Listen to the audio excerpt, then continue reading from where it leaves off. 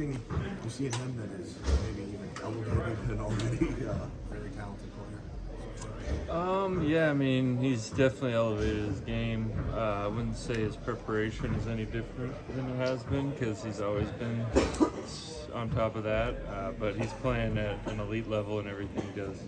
What is it like when you guys watch the film and see him kind of fly, like reactions and all that?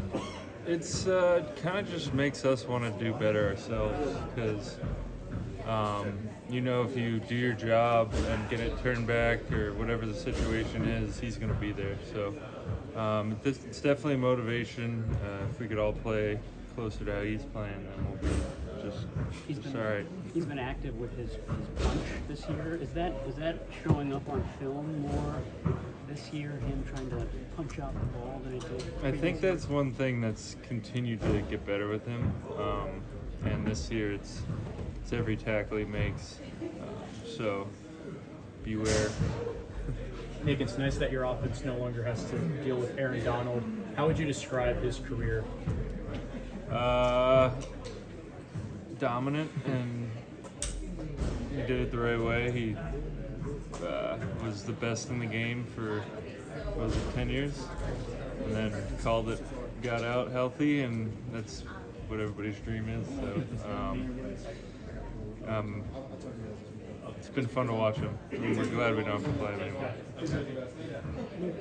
You had back-to-back plays against the other side. You got a sack in the outside speed rush, and then you threw him down on a screen pass. Which is, I assume, maybe the answer is the sack. Just what is more satisfying? Getting the sack or dumping him on his play? I think getting a sack is, but I think just winning rushes is something that kind of builds your confidence. And going into half, I was feeling good, so that helped propel me into the next half. So they both felt good, and it's a good player. So whenever you could beat a good player, it's good. Have you seen some of the numbers around the league that indicate that pass offense is way down through 2 weeks versus previous years? Yeah, it seems like it's a little weird year. It seems like fantasy people are angry. Do you have any theories, though, as to why? Is that like a preseason Well, there's been a lot of change? injuries to offensive lines throughout the league. I've noticed the Rams are getting some guys back this week, but they had some injuries. I think Seattle had some injuries. I think Tampa had injuries. So there's been injuries. There's a lot of receiver injuries. So whenever that happens and you have backups in there, it's going to be less productive for sure.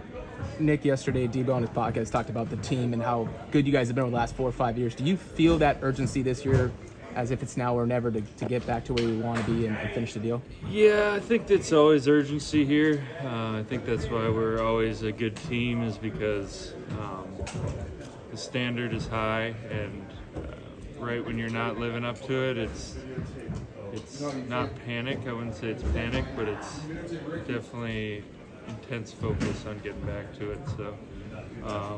So yeah, nothing changes. I don't think thinking about the Super Bowl now helps anybody. When you guys have key offensive players out, how much do you guys as defense kind of even want to ramp it up more so they don't maybe feel as much pressure as they would having CMC and Debo out? Yeah, I think we could do a much better job of playing complementary football, offense, defense, and special teams.